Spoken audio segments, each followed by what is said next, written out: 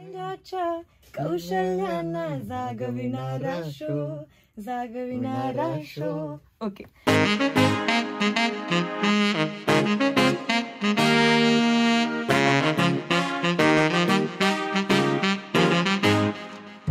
विविध व्यक्तिमत्वांच्या जीवनाचा प्रवास, श्रवणीय अनुभवांची असे माहिती खास.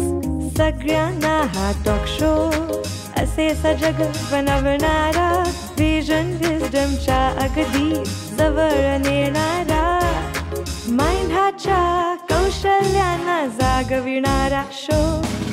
माइंडफुल हा टॉक शो. माइंडफुल हा टॉक शो. माइंडफुल हा टॉक शो.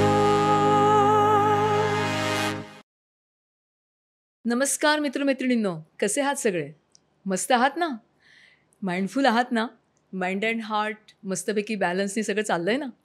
मी डॉक्टर आरती सूर्यवंशी आणि घेऊन येत आहोत पुन्हा एकदा 3rd सीझनमधला माइंडफुल हार्ट टॉक शो, अर्थात पॅशन, प्रोफेशन आणि पर्पज. माइंडफुल हार्ट टॉक शोद्वारे आम्ही विविध माइंडफुल पर्सनॅलिटीजना तुमच्यापर्यंत घेऊन येत असतो. त्यांच्याशी आम्ही भरपूर गप्पा मारत असतो.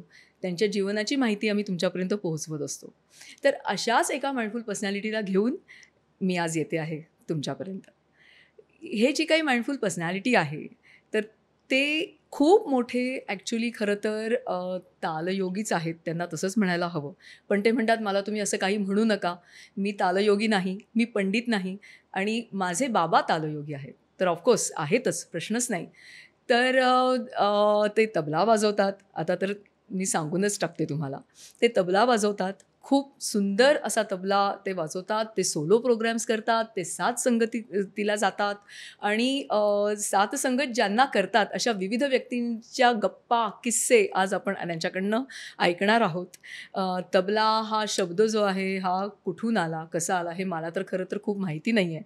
पण तबल्याबद्दलची माहिती जेव्हा मी शोधण्याचा प्रयत्न केला तर मला असं लक्षात आलं की भाजे लेणी ज्या आहेत, म्हणजे सातवाहन शके त्या काळातल्या ज्या लेण्या आहेत त्याच्यातल्या भाजे लेण्यांमध्ये एक स्त्री तबला वाजवताना दिसते आहे असं त्याच्यामध्ये दाखवलेलं आहे.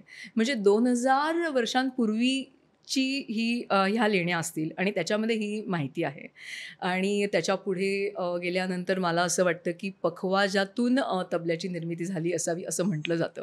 तबल्याला जी शाई लावलेली असते तर त्याच्यावरनं असं म्हणतात की तो भारतामध्येच खरं तर त्याची सुरुवात झाली असावी असं म्हटलं जातं.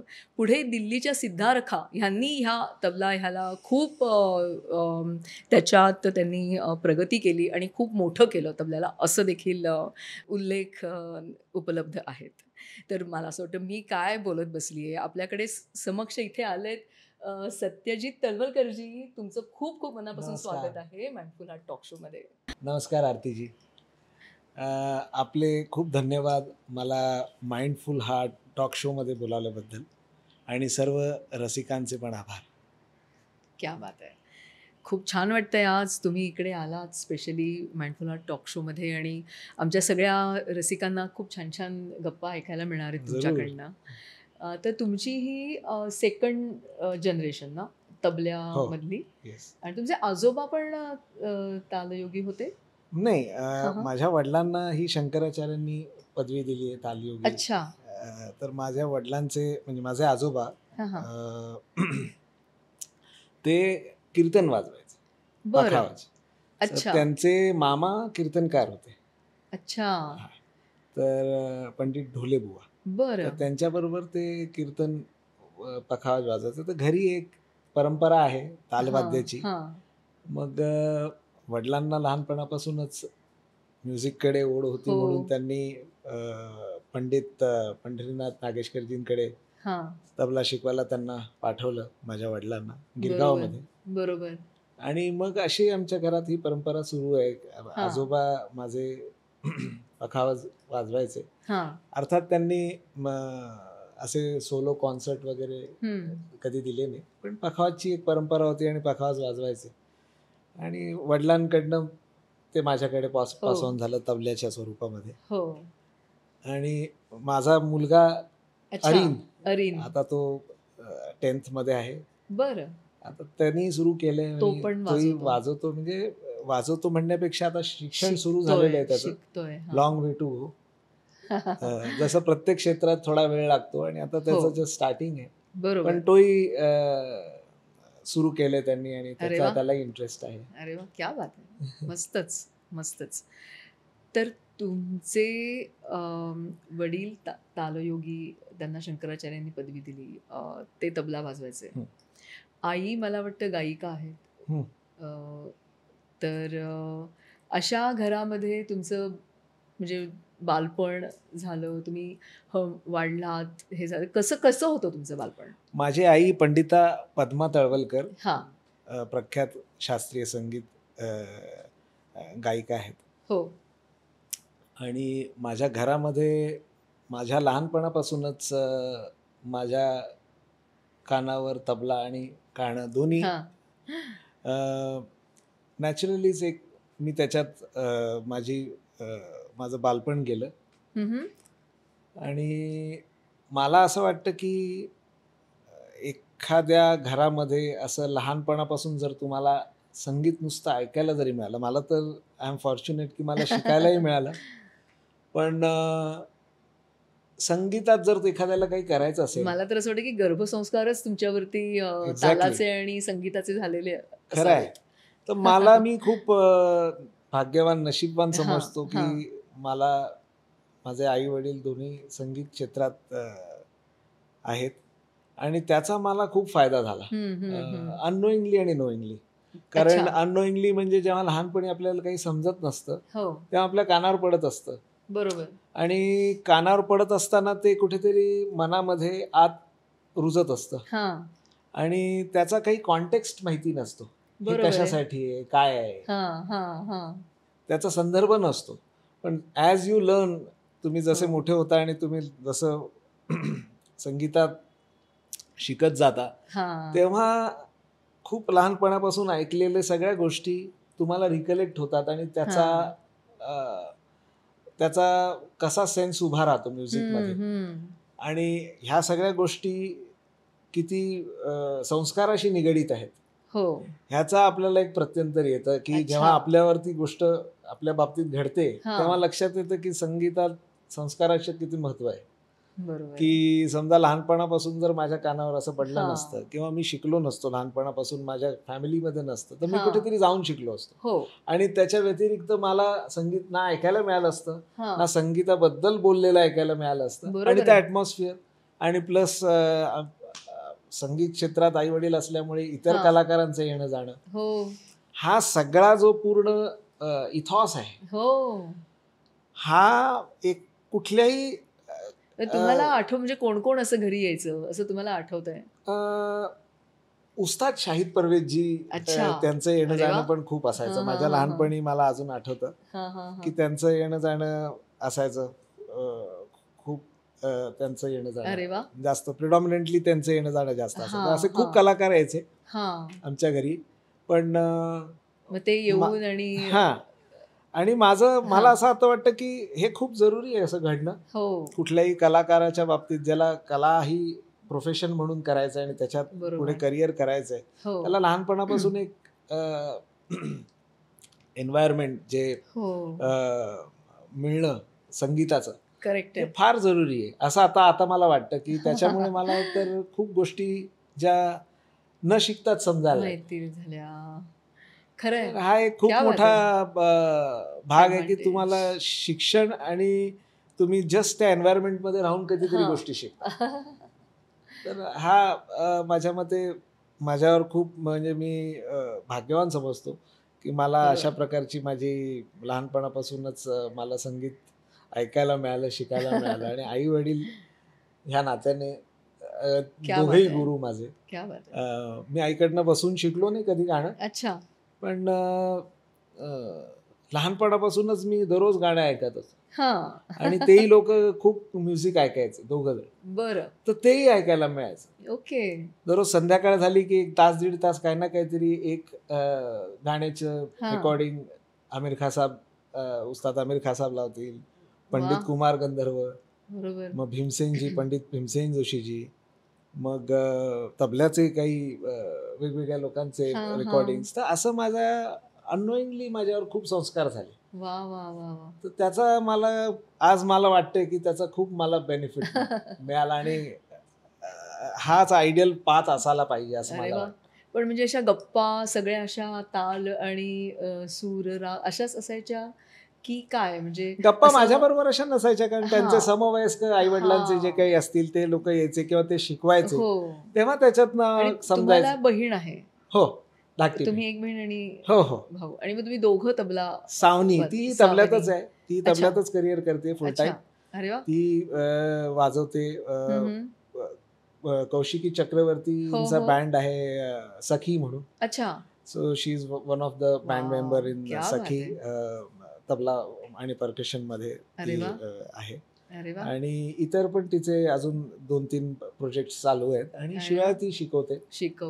ती पण ऍक्टिव्ह, ती पण खूप ऍक्टिव्ह आहे तबल्यामध्ये. वा, क्या बात आहे.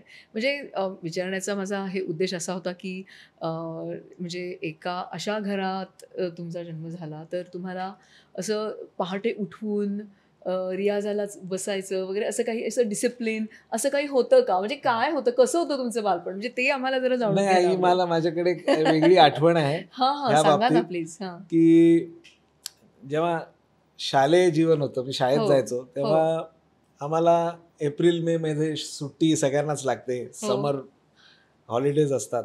बरोबर. तर 1-2 वर्ष अशी झाली की बाबांचे 2 विद्यार्थी पुण्यावरनं यायचे.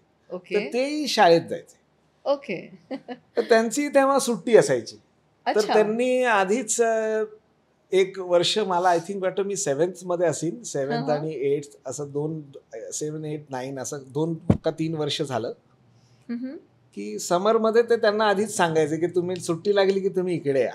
ओके. गोरेगावला या. तेव्हा आई वडील आम्ही सगळे गोरेगावलाच राहायचो. आता आई वडील पुण्याला शिफ्ट झाले गेले 10 वर्ष. तर एप्रिल मध्ये जशी सुट्टी लागली ते दुसऱ्या दिवशी आले.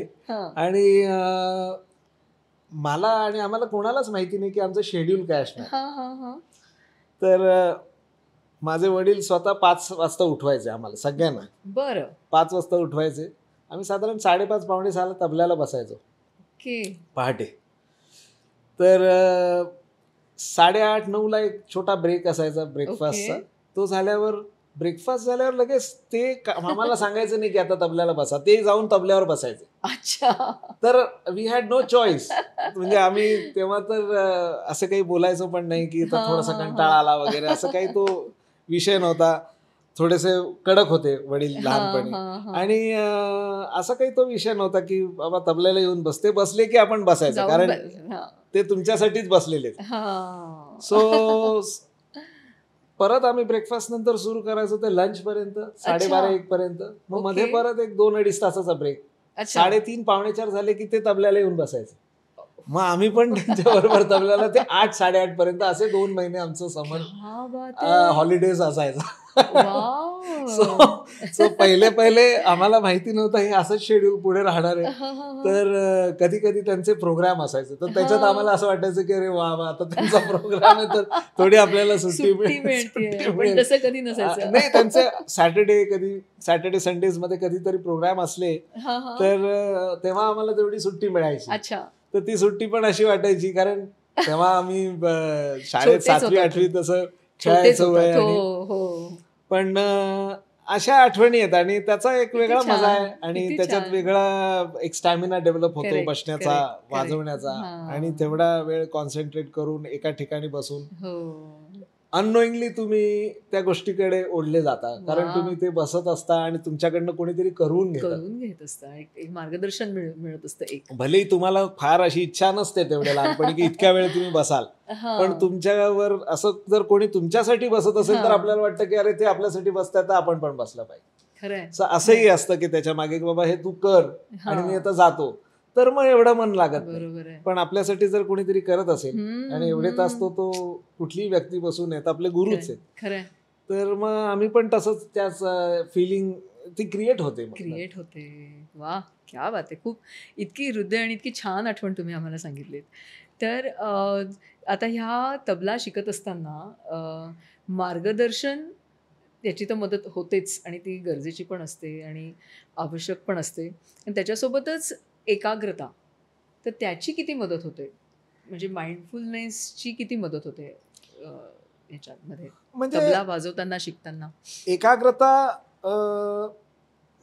होण्याच्या अगोदरच्या 2-3 ज्या स्टेप आहेत त्या जर नीट पूर्ण जर झाल्या असतील, की एकाग्रता काय करत असताना व्हायला पाहिजे, हा फार इम्पॉर्टंट विषय आहे. कारण एकाग्रतेला जर उद्दिष्टच नसेल, बरोबर आहे, तर त्या एकाग्रतेला काही हे नाही. म्हणजे तुम्हाला त्याच्यातनं काहीतरी आउटकम मिळणं जरुरी आहे. कारण तुम्ही काहीतरी एक साधायचा प्रयत्न करताय, त्याच्यात तुम्ही प्रगती करण्याचा प्रयत्न करताय. तर मला असं वाटतं की एकाग्रता ही चांगली आहे, पण एकाग्रता करत असताना एकाग्रताच हा उद्देश नाहीये. मात्र खूप गोष्टी एक अवधानं ठेवून ती एकाग्रता असणं, हे कलेमध्ये माझ्या मते कलेचं एक दर्जा तिथे प्रस्थापित होतो आणि तिथून ती एलिव्हेट व्हायला सुरुवात होते की तुमची अवधानं किती आहे आणि ती अवधानं राखून तुमची एकाग्रता होते. कारण मग तुमचं लईचं अवधान आहे, स्वराचं अवधान आहे, भाषेचं अवधान आहे, तालाचं अवधान आहे तुम्हाला. बरोबर आहे. हा, तुम्ही साथ संगत करत असाल तर त्याच्या बरोबर तुम्ही बसला आहात, तर त्याचं एक अवधान आहे की बाबा त्याचा मूड काय आहे. बरोबर आहे. तर अशा काही गोष्टी इन्व्हॉल्ड आहेत की जिथे तुम्हाला अवेअर पण राहायला लागतं तितकंच, आणि तितकंच तुम्हाला विसरायलाही येता आलं पाहिजे. ही एक माझ्या मते कला आहे, माइंडफुलनेस ज्याला आपण म्हणतो, प्रेझेंट मोमेंट अवेअरनेस ज्याला म्हटलं जातं माइंडफुलनेस मध्ये. तर ती अगदी खूप छान तुम्ही सांगितलं की एक पर्पज असल्याशिवाय शक्य नाहीये ते पूर्ण होणं. क्या बात आहे, क्या बात आहे. म्हणजे छोटं छोटं पर्पज घेऊन मग तबला जर शिकला तर जास्त चांगलं म्हणजे शिक्षण. संगीत कला, कुठलीही कला, म्हणजे नाट्य असो, नृत्य असो, संगीत असो, माझ्या मते तुमच्या बुद्धीच्या म्हणजे ब्रेनच्या आणि मनाच्या खूप स्तरांवर ते विकसित पावतं कुठलीही कला. बरोबर आहे. म्हणजे बुद्धीच्या ज्या ज्या काही जेवढ्या अँगल्स आहेत आणि मनाला जेवढ्या काही भाव आहेत, त्या सगळ्या भावांवर आणि सगळ्या बुद्धीच्या अँगल्सवर ते विकसित पावतं. तर कला, एस्पेशली कला, कारण काही गोष्टी आहेत त्या फक्त बुद्धीवर आधारित असतात. म्हणजे थोडक्यात तुम्ही अकॅडमिक्स मध्ये असाल तर तुम्हाला बुद्धीवरच खूपशा गोष्टी जिंकता येतात. पण कलेमध्ये तसं नाही. तर बुद्धीचा आणि मनाचा तुम्हाला कुठे मेळ घालायला लागतो आणि प्रत्येक सिच्युएशन प्रमाणे फिलिंग्स पण बदलत असतात. प्रत्येक सिच्युएशन प्रमाणे तुम्हाला बुद्धीचा वेगळा वापर करता आला पाहिजे आणि ह्या दोघांचा मेळ घालता आला पाहिजे. तर ही एक कला आहे. हीच एक कला आहे आणि हे मांडण्याची दुसरी कला जी तुम्हाला परंपरेने मिळते, जी गुरुकडनं मिळते, जी अनुभवातनं मिळते, प्लस तुम्हाला तुमच्या सहकलाकारांकडनं ऐकून, बघून, श्रवण करून, सगळ्या लोकांना जज करून एक तुम्हाला शिकायला मिळतं जे दुनियेत आपण शिकतो. खरंय, अशातलं ते विकसित पावते असं मला वाटतं. मस्त मस्त, खरंच खूप छान बोलताय तुम्ही. तर तुम्हाला तुमच्या आठवणीतला तुमचा पहिला प्रोग्राम आठवतोय का, आणि तो कोणता होता आणि कसा होता तो अनुभव? पहिला माझा आठवणीतला प्रोग्राम, पहिला मी अगदी जो वाजवला तो मला आय थिंक अंधुकसा आठवत आहे की माझ्या मोठे गुरुजी म्हणजे पंडित पंढरीनाथ नागेशकरजी, त्यांच्या गुरुपौर्णिमेत माझ्या मते मी पहिला प्रोग्राम, मी खूप लहान होतो, तो वाजवला. तेव्हा त्यांच्या गुरुपौर्णिमा ब्राह्मण सभेत व्हायची गिरगावमध्ये. तर आय थिंक मला आठवतं की माझ्या मते मी तिथे पहिला वाजवला. मी खूप लहान होतो. मला मध्यंतरीच कोणीतरी त्याचा फोटो पाठवला त्याचा. मी खूप लहान होतो आणि आता तो माझ्याकडे फोटो आहे का नाही माहिती नाही, बघायला पाहिजे. पण तो एक फोटो पाठवला. पण तसा आठवणीतला माझ्याकडे 1-2 असे कार्यक्रम आहेत. मी जरा नंतर जसं वडिलांबरोबर वाजवायला लागलो, त्यांच्या सोलो बरोबर सहवादन मी करायला लागलो, तेव्हा Dadar Matunga cultural centre, Bombay glass वर्क्सच्या जवळ, तर तिथे एक वडिलांचा सोलो होता आणि मी तेव्हा त्यांच्याबरोबर मी वाजवायचो. आय थिंक हे गोष्ट असेल 89-90. अच्छा. 89-90s मधली ही गोष्ट असेल. तेव्हा मी त्यांच्याबरोबर वाजवतो. आणि साधारण किती वय असेल तुमचं? मी असीन तेव्हा 12 का 13 वर्ष. ओके. तर उस्ताद अल्लार का खान साहेब त्यांना निमंत्रण होतं त्या प्रोग्रामला, तेही ऐकायला येणार होते. मी पण एक दडपणही होतं, आनंदही होता की ते ऐकणार आहेत. आणि तेव्हा त्यांना मी फक्त टीव्हीतच आणि असं व्हिडिओ मध्येच बघितलं होतं. प्रत्यक्षात त्यांना पहिल्यांदा तेव्हाच मी बघितलं. तेव्हाच त्यांची भेट झाली पहिली. तर ते आले, मग आम्ही लोक भेटलो प्रोग्रामच्या अगोदर. मग ते बसले प्रोग्राम. ते म्हणाले की माझा त्यांचा इथे शिवाजी पार्कला क्लास आहे. तर त्यांची काहीतरी एक 6:30-7ची वेळ होती क्लासची. तर ते म्हणाले मी एक पावणे एक तास आहे, काहीतरी 1.25 तासाचा होता. तर ते म्हणाले की मी मधनं जाईन, तर तुम्ही माइंड करू नका, पण मी ऐकीन, पण मला मधनं थोडं जायला लागेल कारण स्टुडंट्स येणार आहेत, त्यांची काही कमिटमेंट होती. तर आम्ही म्हटलं बरं ठीक आहे, पण तुम्ही आलात हेच खूप आमच्यासाठी आशीर्वादाचं आहे. तर ते बसले होते. मला अजून तो सीन आठवतो. सोफ्यावर असे बसले होते आणि वाजवता मी वाजवत होतो. मग माझा टर्न होता, मग मी वाजवलं. मग वडील मध्येच सुरू केलं त्यांनी, मग मध्येच माझा टर्न आला तर मी वाजवायचो. तर असं चालू असताना मला त्यांनी बोलावलं आणि मला पाकिटातनं 500 रुपये काढून दिले प्रोग्राम मध्ये. तर हा माझ्या मते एका मोठ्या तबला प्लेअर कडनं मोठे म्हणजे महान खरंच गुरुस्थानी असलेले माझ्यासाठी असे उस्ताद अल्लार खान साहेब, त्यांनी मला 500 रुपये काढून दिले. हे माझ्यासाठी काहीतरी वेगळं आहे. म्हणजे हे आशीर्वाद आहे, हे माझ्यासाठी म्हणजे खूप मोठी गोष्ट, व्हेरी स्पेशल. तुम्हाला त्याला शब्दात मांडता येणार नाही. ते म्हणाले जिथे रो बेटा, असं मला म्हणाले. मग परत प्रोग्राम मध्ये मी स्टेजवर येऊन बसलो आणि वाजवायला सुरुवात केली. तर हा काही आठवणी आहेत ज्या खरंच म्हणजे तो म्हणायला पाहिजे की खरा पहिला प्रोग्राम असायला. की जेव्हा तुम्हाला कोणीतरी म्हटलं की बाबा ठीक चाललंय तुझं. वाव. त्यांच्या जनरेशन मधले बाबांच्या तुमच्या, तुम्ही कोणाकोणाला साथीला जायचात? मी साथसंगत जी माझ्या लाईफमध्ये सुरू केली ती मी 1996 का 97 मध्ये, नाही आय थिंक 95. ओके. माझ्या आईबरोबर आधी सुरू केली. अरे वा. थोडीशी आईबरोबर आधी गाण्याची साथ सुरू केली. मग उस्ताद राशीद खान साहेबांबरोबर मी गाण्याची साथ सुरू केली. अरे वा. आणि त्यांच्याबरोबर मी खूप प्रोग्राम, मी माझ्या वयाच्या 17-18 वर्षापासून खूप प्रोग्राम वाजवतो. वा, खूप आवडते ते सगळ्यांचे. नंतर जसं तुम्ही म्हणालात माझ्या वडिलांच्या समवयस्क कलाकार उस्ताद अमजद अली खान साहेब, अरे वा, त्यांच्याबरोबर मला वादनाची संधी खूप मिळाली आणि त्यांनी मला तसं जवळ करून मला ती दिली वादनाची संधी. आणि त्यांचे दोघेही चिरंजीव अमान भाई आणि आयन भाई, तसंच निलाद्री भाई आणि राकेश भाई. तुम्ही सांगताय ना, मला इतकं छान वाटतंय की म्हणजे आपल्या पिताजींच्या समवयस्क जे आहेत त्यांच्यासोबत तर तुम्ही होतातच साथीला, पण नंतरची जी सेकंड जनरेशन आहे म्हणजे राहुल शर्मा असतील किंवा उस्ताद अयान अली खां, अमान अली खां असतील किंवा निलाद्री कुमार असतील, तर तुमचं पण एक सगळ्यांचं खूप छान कोलॅबोरेशन आहे आणि तुम्ही त्यांच्या सगळ्यांसोबत आम्हाला विविध ठिकाणी दिसता साथीला जाताना हे करताना. तर ते प्लीज आम्हाला थोडंसं सांगा, म्हणजे we are eager to hear. मी इन्स्ट्रुमेंटची साथ पंडित निलाद्री कुमार, मी त्यांना नील भाई म्हणतो सगळेजण त्यांना, कारण माझा त्यांचा मोठ्या भावासारखा आणि मित्रासारखा असा माझं एक रिलेशन आहे त्यांच्याबरोबर. बरं. तर त्यांच्याकडे मी खूप प्रॅक्टिसला जायचो. ओके. म्हणजे जवळपास 4-5 वर्ष मी त्यांच्याकडे, आम्ही लोक प्रॅक्टिस करायचो. वा, क्या बात आहे. सो त्यांच्याबरोबर मी आय थिंक 2000-2001 पासून वाजवायला सुरुवात निलाद्रीजी. अच्छा. आणि त्याच्या अगोदर म्हणजे 95 पासून मी त्यांच्याकडे, 95-96 पासून मी त्यांच्याकडे प्रॅक्टिस आम्ही लोक खूप करायचं. अरे वा. तर त्याचे काही खूप सारे किस्से आहेत आणि आम्ही लोक तिथून आमचं एक बॉन्डिंग सुरू झालं.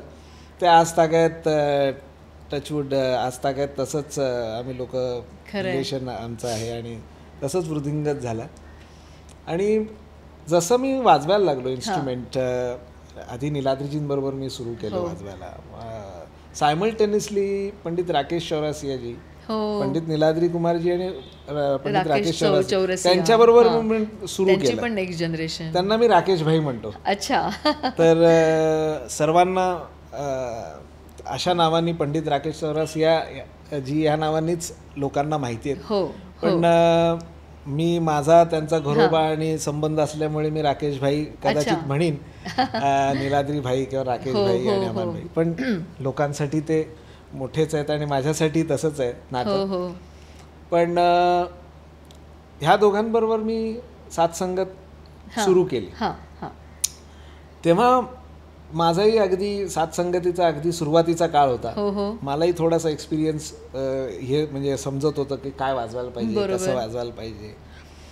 आणि हे चालू असताना तबला हे वाद्य हे जेव्हा अकंपनीमेंट सुरू केली तर तबला हे वाद्य अकंपनीमेंटच आहे, प्रिडॉमिनेटली हे अकंपनिंग इन्स्ट्रुमेंट आहे.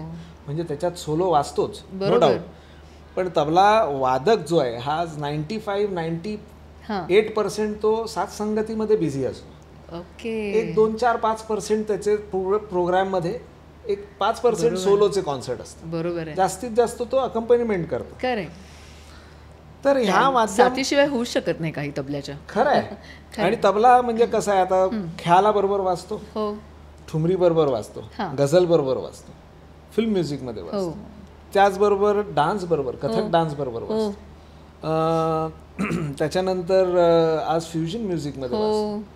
अशा वेगवेगळ्या आणि सोलो स्वतंत्र तबलावाद अशा वेगवेगळ्या त्याच्या डायमेन्शन्स आहेत. करेक्ट. तर ह्याच्यातली जी साथसंगतीची आहे आणि खास करून अकंपनीमेंट ज्या इन्स्ट्रुमेंटची करतात आणि डान्सची, ह्याच्यात आमूलाग्र बदल आहे गेल्या 40-50 वर्षामध्ये. बरं. ह्याच्या इतक्या मोठ्या मोठ्या लोकांनी ह्याच्यात कंट्रीब्यूट केलंय आणि तबला वाद्य गेल्या 50-60 वर्षात एवढं चेंज झालेलं की जर तुम्हाला त्याचा अपडेट नसेल, जर तुम्ही तेवढे अपडेटेड नसाल की या वाद्यात बदल कसा घडत गेला, कुठल्या अँगलनी बदल घडत गेला, तर माझे वडील तालयोगी पंडित सुरेश रवलकर हे माझे गुरु, पण तुमचे आयडियल पण असतात ना, जसे तुमचे गुरु असतात तुमचे आयडियल असतात. तर माझे खूप लहानपणापासूनचे आयडियल उस्ताद झाकीर हुसेन साहेब आणि असे खूप तबला वादकांचे आहेत ते.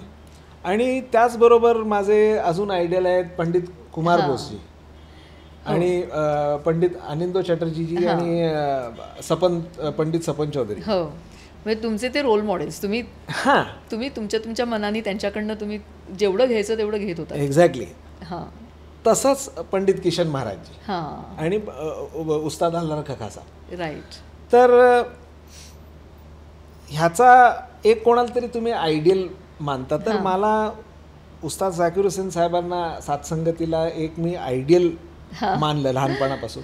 त्याचा मला एक फायदा असा झाला की एक पाथ मिळत गेला की बाबा ह्या इन्स्ट्रुमेंट बरोबर असं वाजवलं जातं, ह्या बाज बरोबर असं वाजवलं जातं आणि हे अप्रिशिएट होतं आणि ह्याचा असा परिणाम होतो, अप्रिशिएट होतं आणि ह्याचा अफेक्ट ऑडियन्सवर, त्यांच्या माइंडवर आणि त्यांच्यावर असा परिणाम होतो. तर हा एक तुम्हाला एक ढाचा एक जो दिला, एक दृष्टी दिली. तर मी यांच्याबरोबर वाजवत गेलो. त्याच्यानंतर मग हळूहळू प्रोग्राम अजून वाढत गेले आणि लोकांबरोबर. तर हा असा तुमचा एक कोणीतरी एक आयडियल असणं, ह्याच्यात कोणीतरी एक प्रेरणा वेगवेगळीकडनं तुम्हाला मिळत असते. तर ते मला गुरुस्थानीच आहे. हो, बरोबर आहे. उस्ताद झाकीर हुसेन साहेब पण मला गुरुस्थानीच आहे. कधी मिळाली आहे संधी त्यांच्या म्हणजे आशीर्वादाची किंवा त्यांच्या सोबत? मला एकदा ते म्हणाले होते उस्ताद अल्लार खासाबांच्या षष्टब्द नाही 100वी च्या त्यांच्या बर्थडेला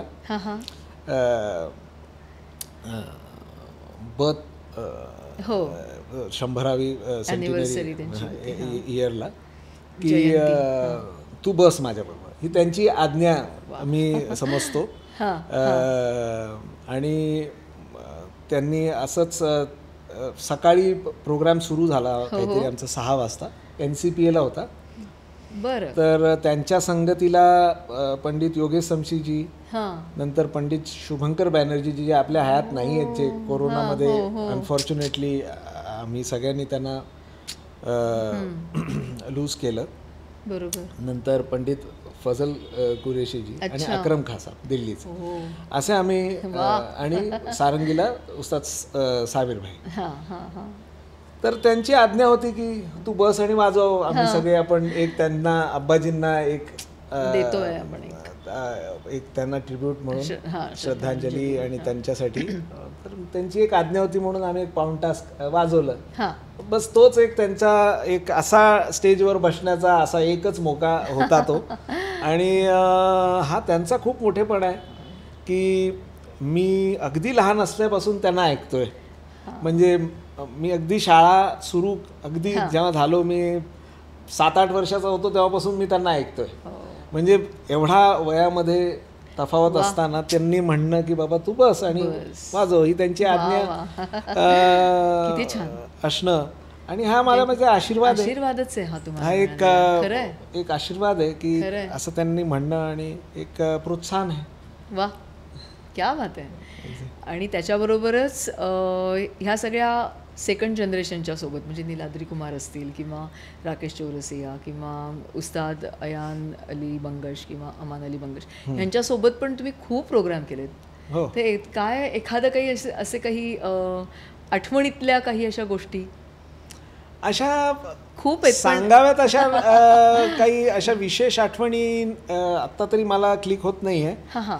पण ह्या सगळ्यांबरोबर राहून एक म्युझिकचा एक इथॉस, म्युझिकचा एक खूप झूम आउट करून जो बघण्याचा दृष्टिकोन मिळतो की वेगवेगळ्या प्रकारचं म्युझिक ऐकायला मिळणं. कारण एक सरोद वाद्य, त्यांचं सरोद वाद्यामधलं एक म्युझिकचं जे परंपरा आहे आणि त्याला उस्ताद अमजद अली खान साहेबांनी त्याला एक वेगळ्या स्थानावर नेऊन ठेवलं खरंच. तर ते एक ऐकणं, नंतर त्यांचे चिरंजीव दोघेही अमान भाई आणि आयन भाई त्यांनी त्याला कॅरी फॉरवर्ड केलं.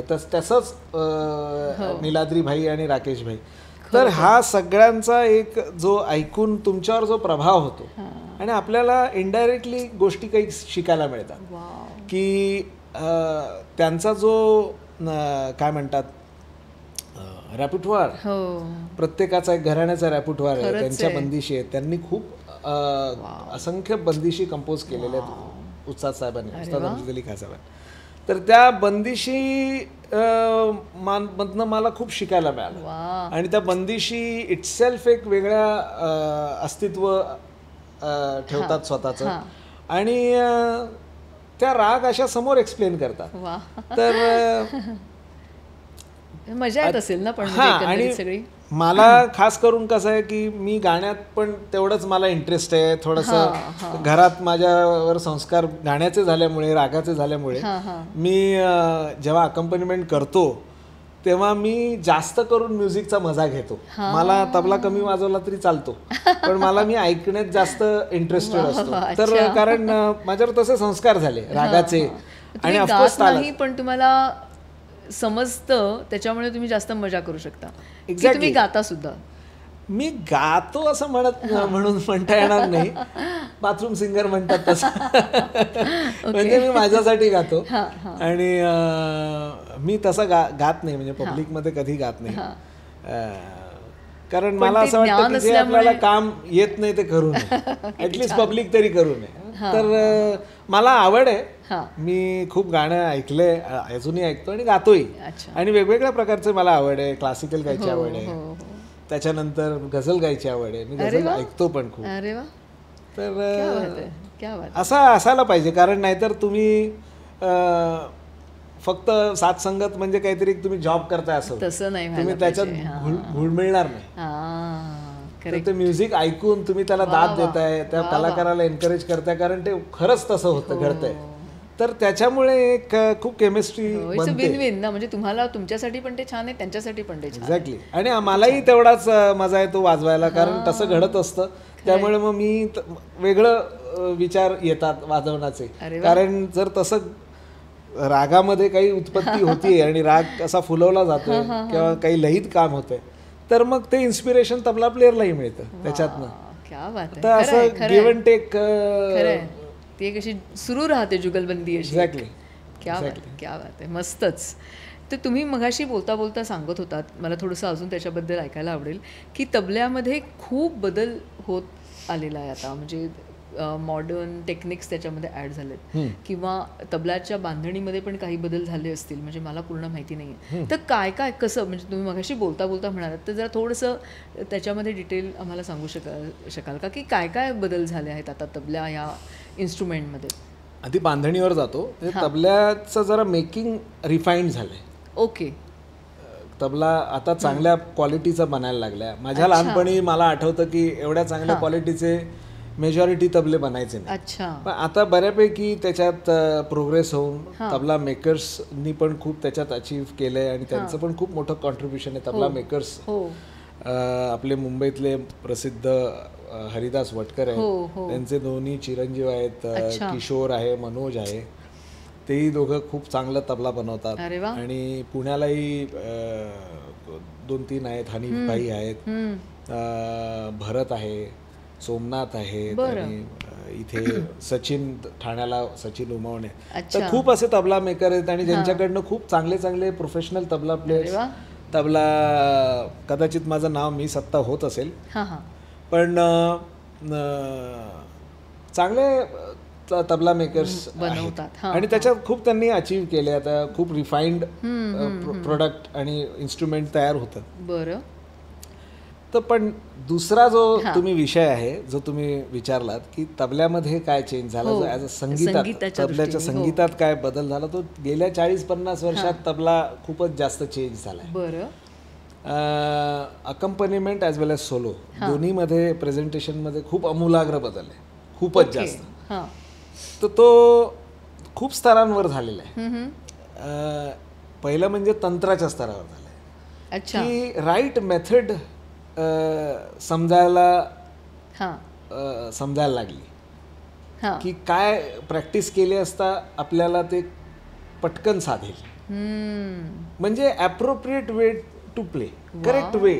म्हणजे जर तुमचं जर फ्लॉलेस हात असेल, तर तुम्हाला जर एक्स पहिला वेळ लागत असेल, तर तो एक्सपेक्षा कमी लागेल ना वेळ, तर तुमचं हाताचं टेक्निक करेक्ट असेल.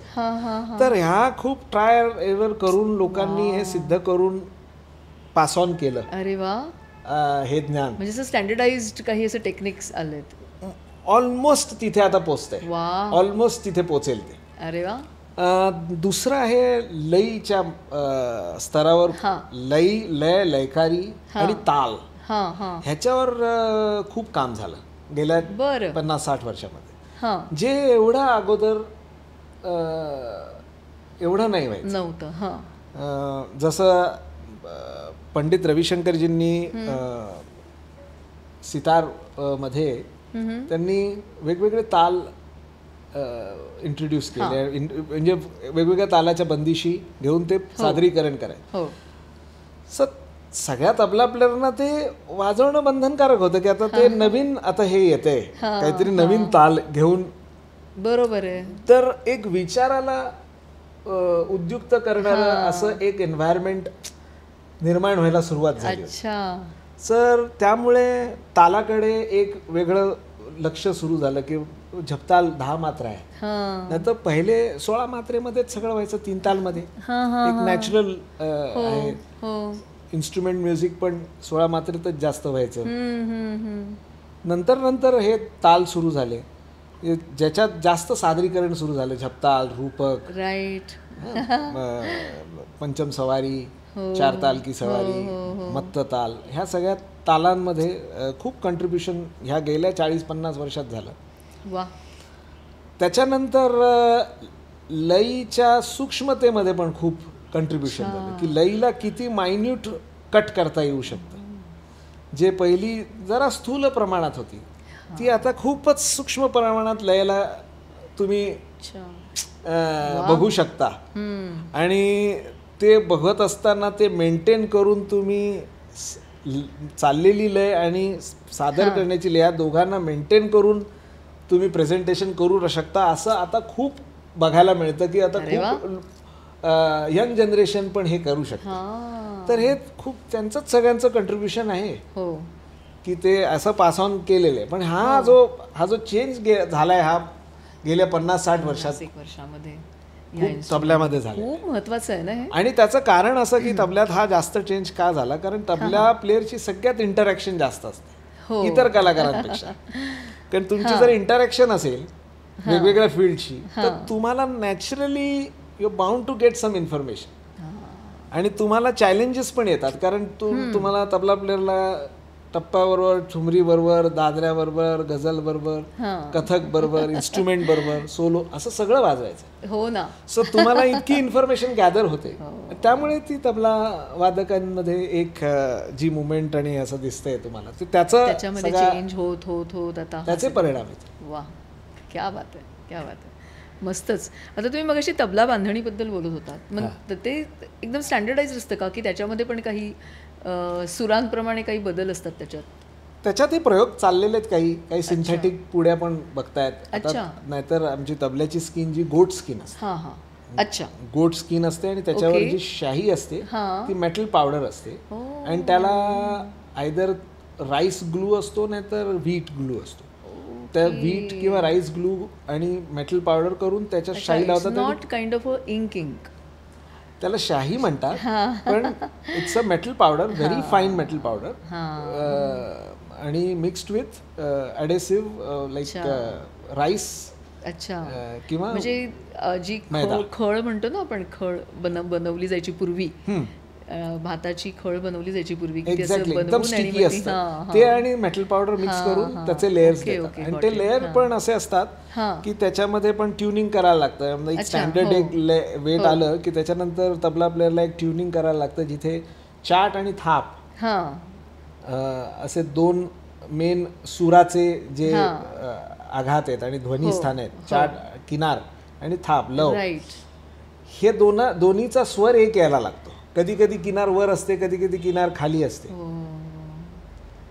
तर असं असतं, तर खाली असेल तर मधली काढायला लागते गोळी, वर असेल तर मध्ये घालायला लागते. असे त्याच्यात काही ऍडव्हान्समेंट झाली आणि रिसर्च, आणि नंतर जे आम्ही हॅमरनी ते ट्युनिंग करतो ते सुराच ट्युनिंग असतं. म्हणजे ऍक्च्युली ते टॉनिक ट्युनिंग असते जे तुम्ही इन्स्ट्रुमेंट बरोबर किंवा गाण्याच्या बरोबर वाजवता. ज्या सुरामध्ये तंबोरा मिळालेला असतो त्या सुराला आम्ही ट्यून करतो. पण विदिन तबला ते 2 नोट मध्ये एक ट्युनिंग यायला लागतं, ते त्या शाहीवर डिपेंड असतं. अरे क्या बात आहे. मस्तच. आणि तबल्याचं जे वरचा त्याचं तोंड असतं तर त्याचं पण काही सुराशी संबंध आहे? त्याचं गणित एक स्टँडर्ड गणित जे आहे, जे मला माहिती आहे, मी जे अप्लाय करतो माझ्या तबल्यांसाठी. आता थोड्याशा स्किन इतक्या चांगल्या प्रकारच्या येत आहेत की आता ती गणित थोडीशी बदलली. अच्छा. पण जी चालत आलेली, जे ट्रेडिशनली चालत आलेली, म्हणजे 5.5 इंचाचं तोंड म्हणजे सफेद 2. ओके. अच्छा. 5.5 इंच तोंड स्केलशी त्याचा डायरेक्ट संबंध आहे. सफेद 3 म्हणजे 5.5 ला 2 दोरा किंवा 5.25 थोडा मोठं तोंड किंवा 5.25.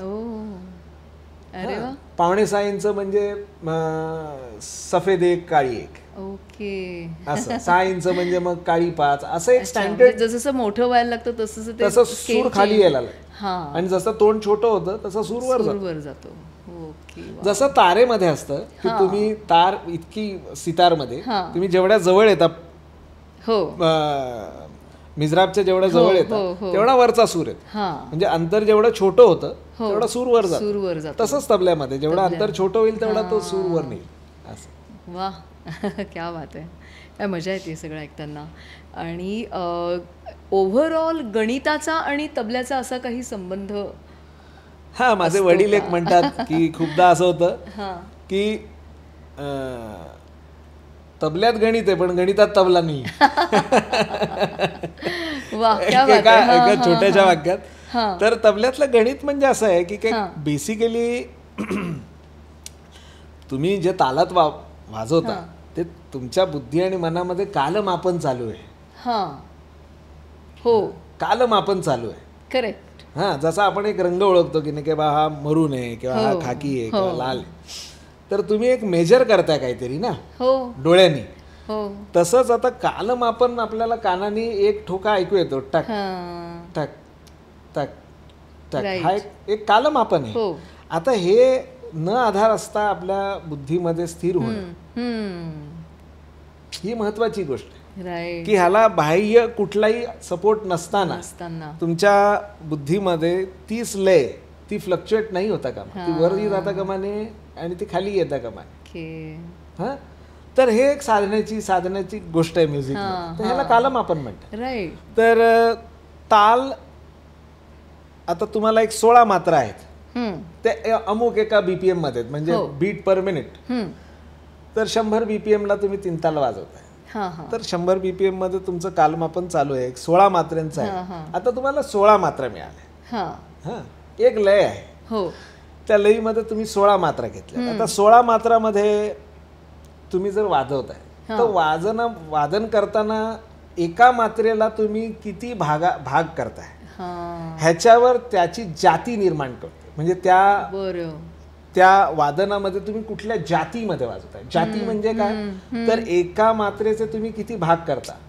म्हणजे उदाहरणार्थ सोप्या भाषेत सांगायचं तर एका मात्रेचे 3 भाग केले तर ती तिसरी जाती, एका मात्रेचे 4 भाग केले तर ती चतुश्री जाती, 5 केले तर ती खंड जाती, 7 केले तर मिश्र, आणि 9 केले तर संकीर्ण. अशा एवढ्या जाती त्या एका मात्रेमध्ये तुम्ही करू शकता. आता डिपेंड ऑन दॅट जाती, suppose you are playing in चतुश्री जाती, म्हणजे एका मात्रेचे तुम्ही 4 भाग करताय. तुम्ही मला गणिताचा प्रश्न विचार, तर इथे गणित अप्लाय होतं. आता 16 मात्रा आहेत तुमच्या आणि एका मात्रेचे तुम्ही 4 भाग करताय. तर तुमचे लघु किती झाले, एका मात्रेचे 4 लघु, तर तुम्हाला 64 लघु झाले. बरोबर आहे, बरोबर आहे, 64 लघु झाले. आता तुमचं 64चं कॅल्क्युलेशन आहे सगळं. आता तुम्हाला जेव्हा ह्या गणिताचा उपयोग केव्हा होतो, जेव्हा तुम्हाला एका पर्टिक्युलर जागी लँड व्हायचंय, म्हणजे काहीतरी कंपोजिशन घेऊन तुम्हाला संपवायचंय, ते तुम्हाला फर्स्ट बीटवर संपवायला लागेल ना. That is your destination. ते ते सम आहे, म्हणजे पहिली मात्रा. बरोबर. आता तुम्ही काही वाजवाल आणि 3ऱ्याच मात्रेवर आलात किंवा 9व्या मात्रेवर आलात तर त्याला काही चालणार नाही. तर तुम्हाला कंपोजिशन करताना एक काही कलाकृती सुचू शकते, पण जरुरी नाही की ती कलाकृती तुम्हाला पहिल्याच मात्रेवर घेऊन येईल. तेव्हा तुम्हाला ही डिझाईन करताना या गणिताचा उपयोग होतो, की माझ्याकडे मॅटर किती आहे आणि आता शिल्लक किती आहे. एकदम मी क्रूड एकदम साध्या भाषेत सांगण्यासाठी प्रेक्षकांना तरी क्लिष्ट विषय आहे, पण इथे गणिताचा उपयोग होतो. अशा वेळेला गणिताचा उपयोग, की तिहाई आहे तर तिहाईच्या वेळी गणिताचा उपयोग होतो, की 3 भाग करून यायचे असतात, 3 समभाग. तर साधं उदाहरण घ्यायचं झालं तर 16 मात्रा आहेत आणि तिहाई करायची, एक सम टू सम, एक मात्रा टू एक मात्रा एका वर्तनात. तर 5 मात्रेचा एक पल्ला म्हणजे एक भाग, 5 मात्रेचा दुसरा भाग समभाग, 5 मात्रेचा तिसरा भाग म्हणजे 15 झाले. आणि एक मात्रा उरली ते अर्धा दम, म्हणजे मध्ये ज्या 2 स्टॉप येतात 3 मध्ये, 3 तिहाईचे 3 भागात 2 स्टॉप आहेत, ते 2 स्टॉप म्हणजे अर्धा मात्रा, म्हणजे 16 मात्रा पूर्ण. सो असं मॅथमॅटिक्स काम आलं. क्या बात आहे, वा, खूपच मस्त वाटतंय. तुमच्या आवडीचं जे तुम्हाला भावतंय मनापासून आत्ता, प्लीज आमच्यासाठी वाजवा.